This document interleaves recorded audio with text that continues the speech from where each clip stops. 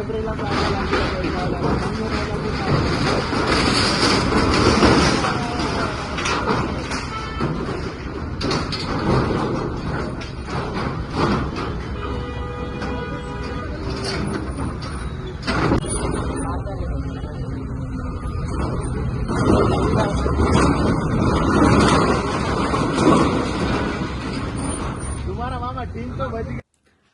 గౌరవనీయులైన తెలంగాణ ముఖ్యమంత్రి గారు శ్రీ రేవంత్ రెడ్డి గారి అన్నయ్యకి నమస్కారం అండ్ మరియు తెలంగాణ ప్రజలకు అందరికీ నేను నమస్కారం చెప్పి నేను రిక్వెస్ట్ చేస్తున్నాను నాకు హెల్ప్ చేయాలని.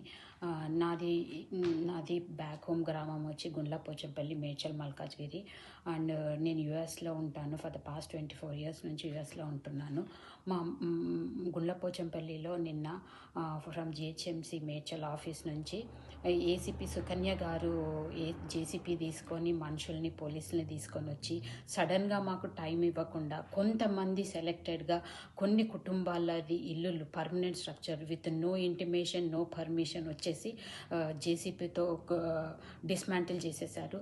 దీనివల్ల మా ఇంట్లో మా అమ్మ, మా నాన్న వృద్ధులు, వాళ్ళు 75-80 years ఓల్డ్ ఉంటారు. అండ్ ఈ సడన్గా చూసేసి మా మదర్ బ్రీత్లెస్ అయిపోయారు అండ్ హాస్పిటలైజ్ అయిపోయారు.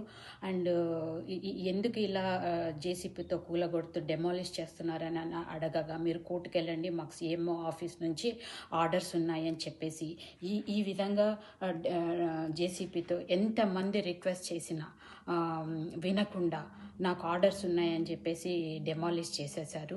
మేము ఈ ఇల్లు 2002లో కట్టుకున్నాము. మెయిన్ రోడ్కి లేదు, మా పట్టా భూమిలో ఎఫ్టీఎల్లో కాదు, నాలాలో కాదు, 100 feet అవే రోడ్ నుంచి మేము కట్టుకున్నాము. మేము ఎవరిది ఆక్రమించలేదు. అండ్ సడన్గా వచ్చేసి భయభ్రాంతులకు గురి చేశారు ఆ గ్రామంలో, గుండ్లపోచంపల్లి గ్రామంలో. సో ఏ విధంగా డిస్మాంటిల్ చేశారో మీరు చూడండి. ఈ విధంగా మా ఇంట్లో రేకులు కూర్చేస్తుంటూ పిల్లర్ని కూల్చేశారు అండ్ మధ్యలో క్రాక్స్ పెట్టారు ఇంటికి.